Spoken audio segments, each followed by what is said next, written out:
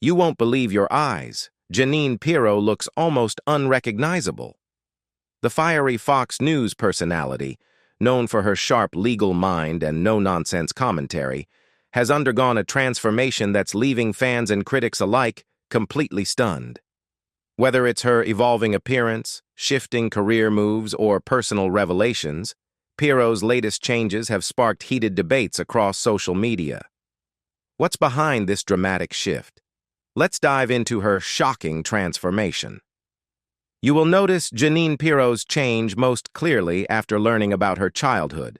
She raised in Elmira, New York, to Lebanese-American parents who instilled in her a strong sense of cultural heritage and ambition. Her father worked as a mobile home salesman, while her mother, who spent much of her childhood in Beirut, was a department store model. The family practiced the Maronite Catholic faith, a branch of Eastern Catholicism with deep roots in Lebanon, which played a significant role in shaping Pirro's early values and sense of justice. From an early age, Pirro demonstrated an exceptional drive and determination. At just 6 years old, she decided she wanted to become an attorney, an ambition that set her apart from many of her peers. She pursued this goal with unwavering focus, excelling academically and seeking out opportunities that would prepare her for a career in law. Her passion for the legal field was evident in high school, where she attended Notre Dame High School in Elmira. She was an outstanding student, completing her studies in just 3 years, a testament to her intellect and work ethic. While still in high school, Pirro took a significant step toward her future career by securing an internship at the Chemung County District Attorney's Office. This experience provided her with first-hand exposure to the legal system, reinforcing her desire to enter the profession.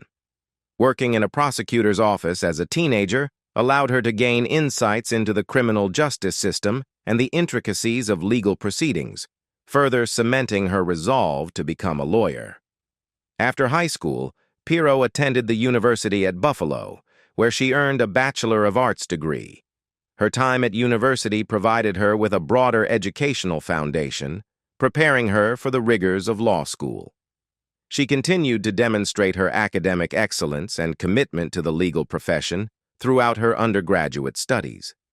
Determined to achieve her dream, Pirro went on to pursue a Juris Doctor J.D. degree at Albany Law School, a prestigious institution known for producing skilled legal professionals. During her time at Albany Law, she distinguished herself as an outstanding student, serving as an editor of the Law Review.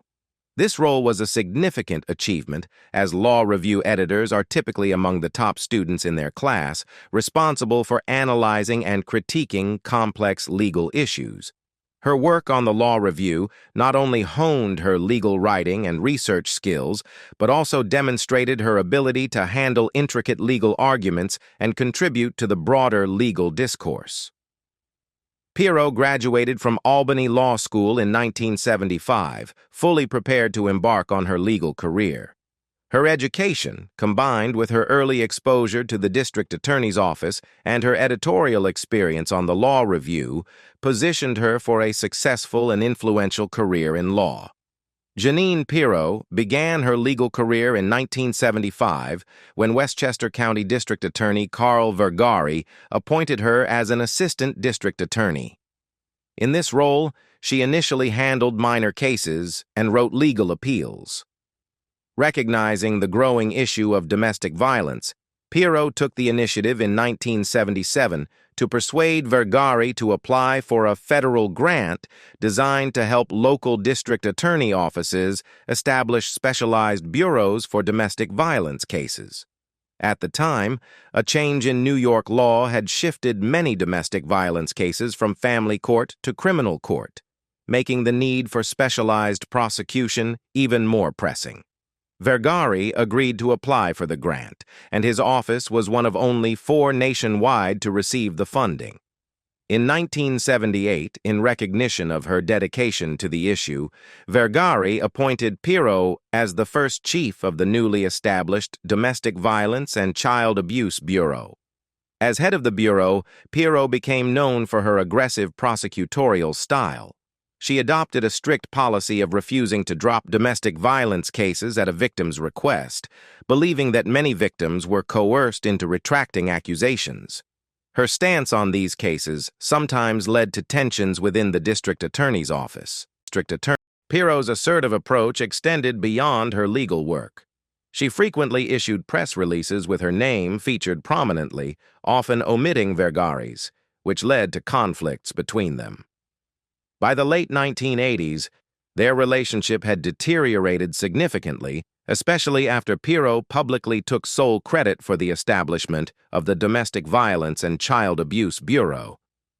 One of Pirro's most high-profile moments as assistant district attorney came on June 1, 1990, when she conducted a bedside investigation of Maria Amaya at United Hospital's intensive care unit. Amaya, a 36-year-old Salvadoran immigrant with a history of mental health issues, had been charged with 4 counts of second-degree murder for killing her 4 children in an act she believed would protect them from corruption. Pirro's swift involvement in the case drew significant attention. Despite her reputation as a fierce advocate for domestic violence victims, Pirro faced criticism for not focusing on prosecuting organized crime or public corruption. Former federal prosecutor William I. Ehrenwald highlighted this issue, suggesting that it was unlikely that Westchester County had no corruption or organized crime. This criticism gained traction when Pirro's husband was later convicted of multiple felonies, including tax evasion and conspiracy related to organized crime. During a brief 1986 campaign for lieutenant governor of New York, Pirro claimed to have never lost a case in approximately 50 trials. However, by 2005, her former colleagues disputed this figure, estimating that she had personally handled no more than 10 trials.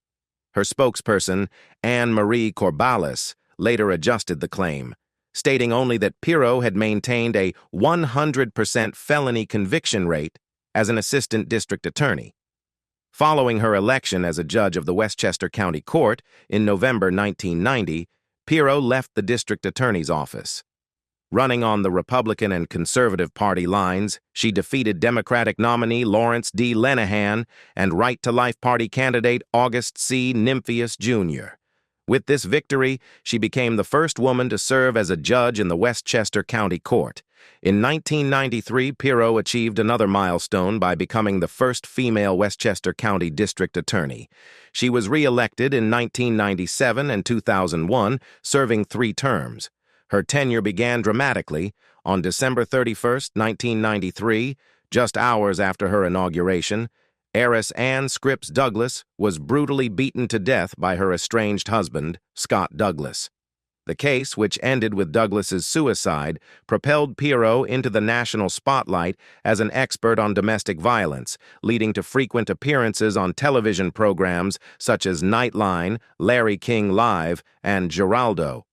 As district attorney, Pirro undertook costly renovations of her office, including adding a kitchenette and a media room to support her growing public presence. The expenses, which included remodeling her personal office with mahogany, raised eyebrows among critics. Pirro also became the first female president of the New York State District Attorneys Association. In this capacity, she was appointed by Governor George Pataki to chair the New York State Commission on Domestic Violence Fatalities. The commission's report led to legislative changes that improved protections for domestic violence victims. Despite her accomplishments, Pirro faced controversy for her refusal to reopen the wrongful conviction case of Jeffrey Descovich, who was imprisoned for the 1990 murder of Angela Correa. DNA evidence later exonerated Descovich after he had served 16 years in prison, and the true perpetrator confessed. The case led to a $41.6 million lawsuit against Westchester County and cast a shadow over Pirro's tenure as district attorney. On May 23, 2005, Pirro announced that she would not seek a 4th term as district attorney, ending her tenure in the office. Over the years, her prosecutorial style, high-profile cases, and media presence solidified her as a formidable figure in law enforcement, albeit one not without controversy.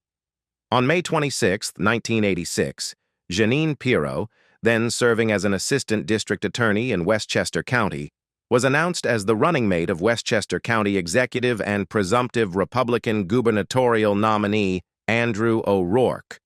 Her selection was made by O'Rourke and New York State Republican Committee Chairman Anthony J. Colavita after numerous other individuals declined the position. However, her candidacy quickly ran into trouble. Assembly Minority Leader Clarence D. Rapplier, Jr. traveled to the Republican Committee's nominating convention in Syracuse to voice concerns over Pirro's selection, reflecting broader unease within the party ranks. Just 2 days later, on May 28, 1986, Pirro withdrew from the race. The primary reason cited for her departure was her husband's refusal to disclose his legal clients or their business interests. Subsequent reports revealed that her husband, Albert Pirro, had partial ownership of a Connecticut-based garbage hauling company with alleged mafia connections.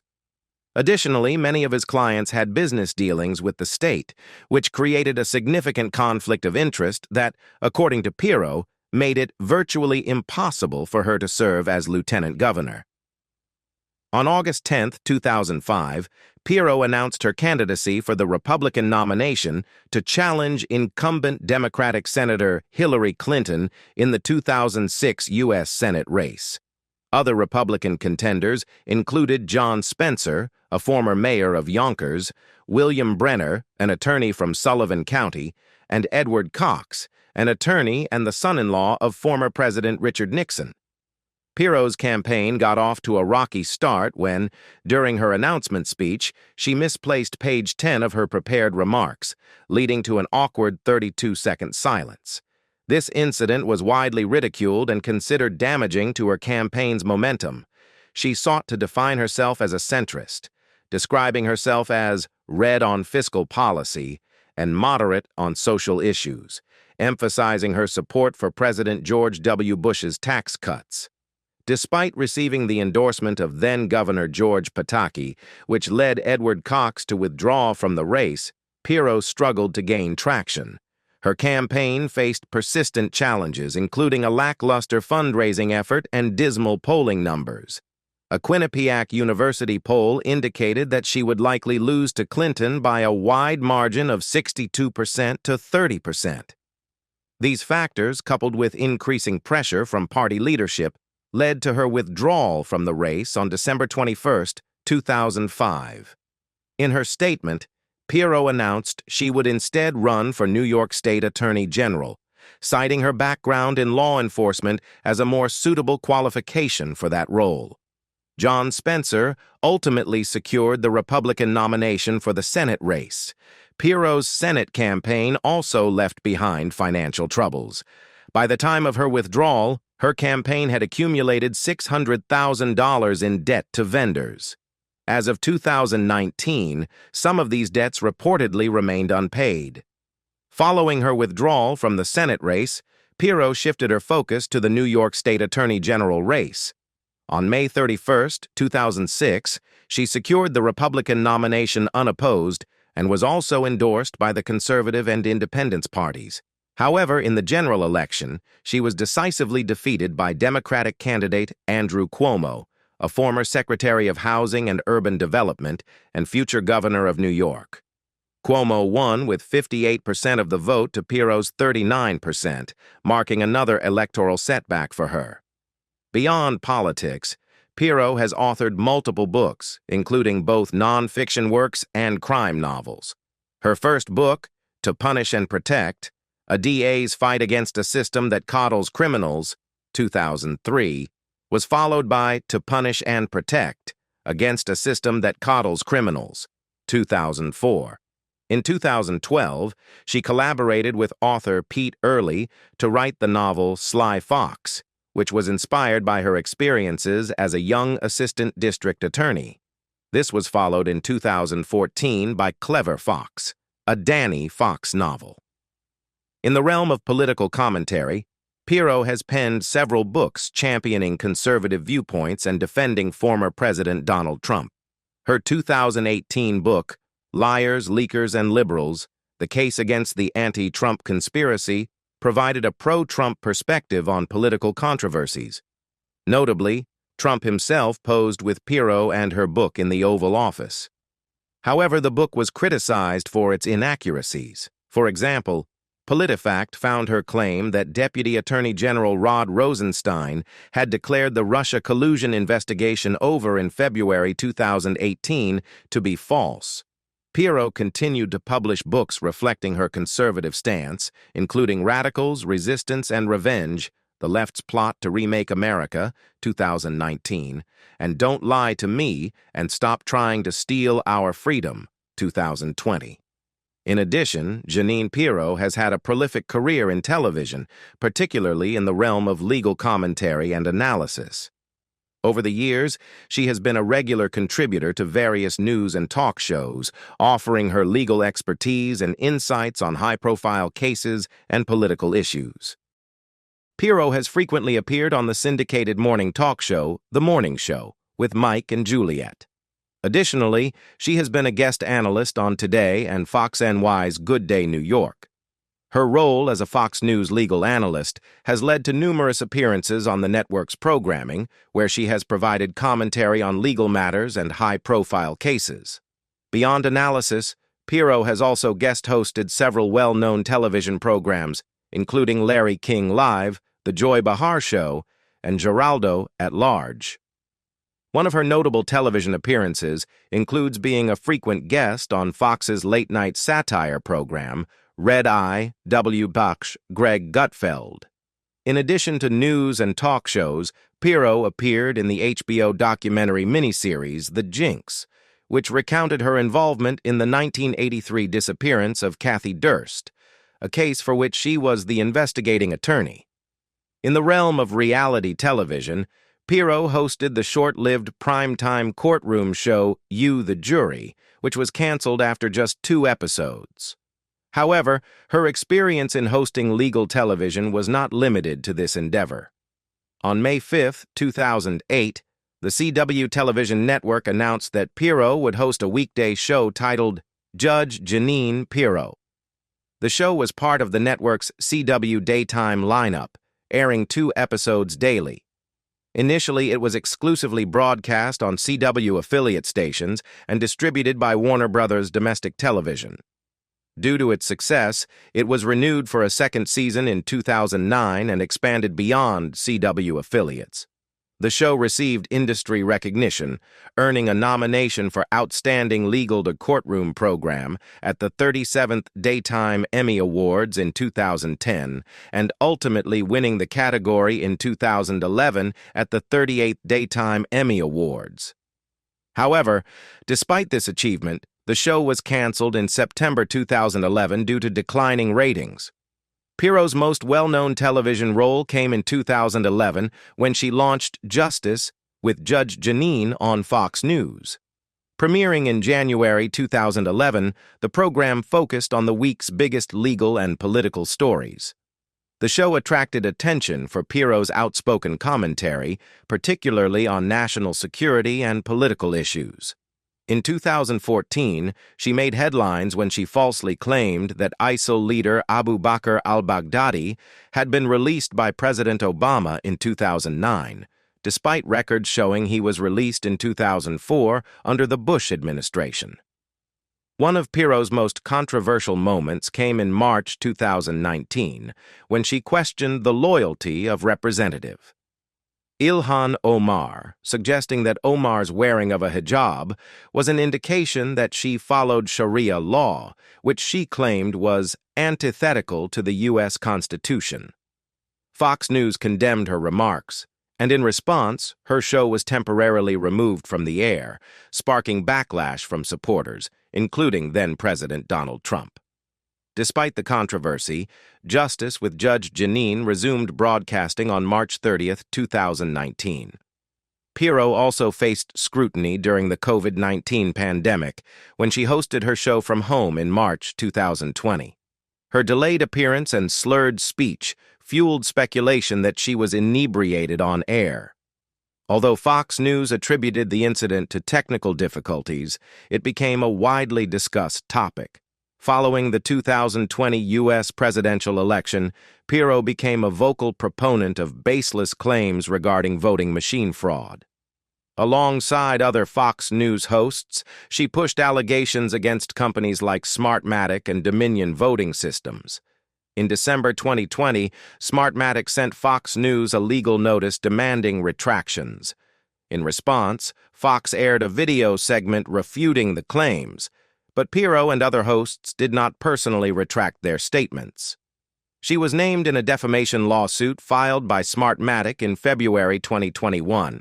While she was initially dismissed as a defendant in 2022, an appeals court reinstated her in February 2023. On January 12, 2022, it was announced that Pirro would join The Five as a permanent co-host beginning January 24th. This move marked the end of justice with Judge Jeanine as she transitioned into her new role on the Fox News Roundtable program. Jeanine Pirro's support for Donald Trump during his presidency was unwavering, characterized by staunch advocacy, passionate defenses, and at times, controversial statements. During the 2016 presidential race, Pirro openly supported Trump, though she admitted to being infuriated by some of his behaviors. However, following the release of the infamous Access Hollywood tape, where Trump was recorded making lewd comments about women, Pirro stood by him. She defended Trump by emphasizing his character in personal interactions, stating that in all her dealings with him and his children, he had always been a gentleman. After Trump's election, Pirro emerged as one of his most vocal and ardent supporters in the media.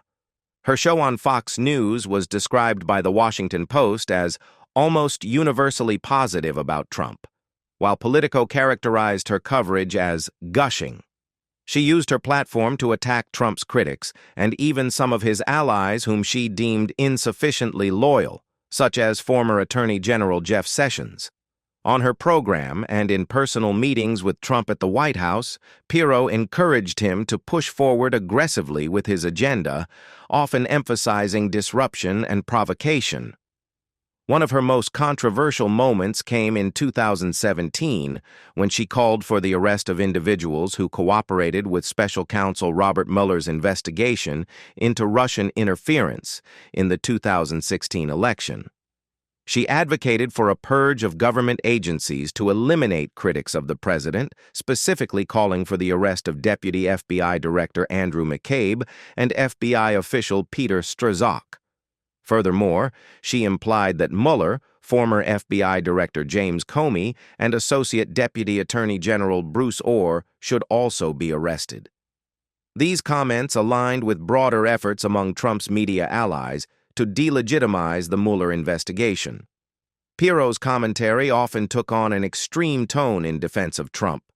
In February 2018, after two senior Trump administration officials resigned due to allegations of domestic abuse, Pirro controversially suggested that Barack Obama's policies were responsible for these scandals. In May 2018, she went further in her praise of Trump by declaring that he had fulfilled a biblical prophecy by moving the U.S. Embassy in Israel to Jerusalem. Similarly, in June 2018, she celebrated Trump's pardon of conservative activist Dinesh D'Souza, who was convicted of illegal campaign contributions, arguing that D'Souza had been unfairly targeted for his political beliefs. Pirro was also fiercely protective of Trump when he faced widespread criticism, including from members of his own party. In July 2018, following Trump's controversial press conference with Russian President Vladimir Putin in Helsinki, where Trump refused to condemn Russian election interference, Pirro dismissed the backlash.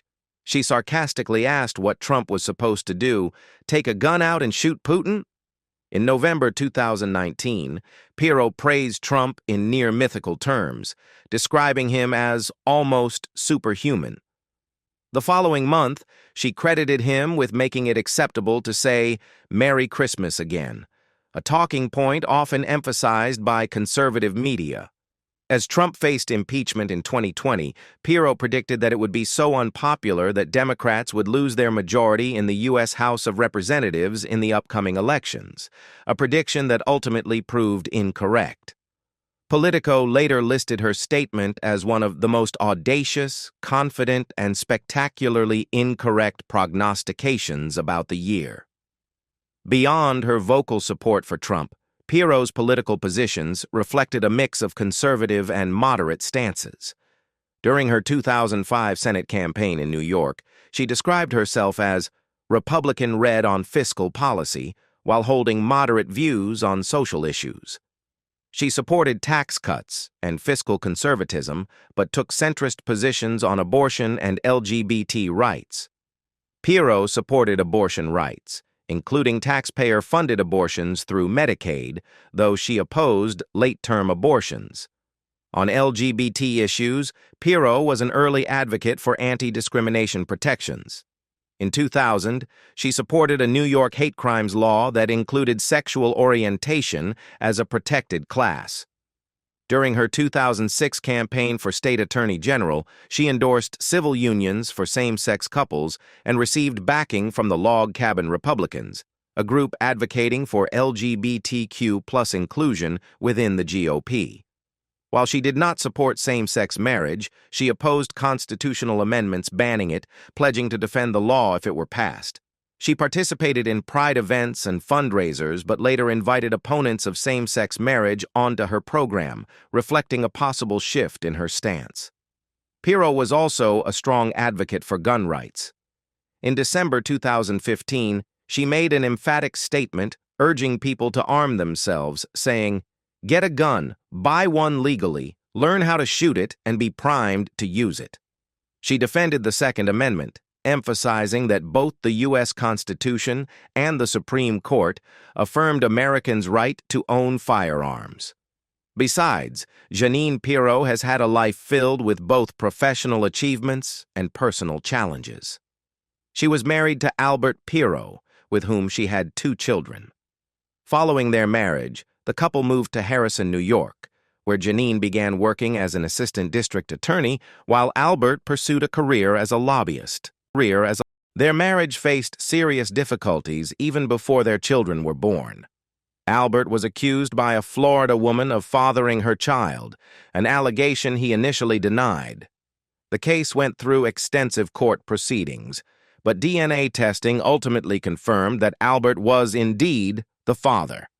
In 1998, he was ordered to pay child support. Despite this controversy, Jeanine Pirro remained in the public eye, and in 1997, she was recognized by People magazine as one of its 50 most beautiful people. However, the biggest scandal involving Albert came in 1999 when he was indicted on multiple counts, including conspiracy, tax evasion, and filing false tax returns. Prosecutors alleged that he had concealed over $1 million in personal income as business expenses between 1988 and 1997.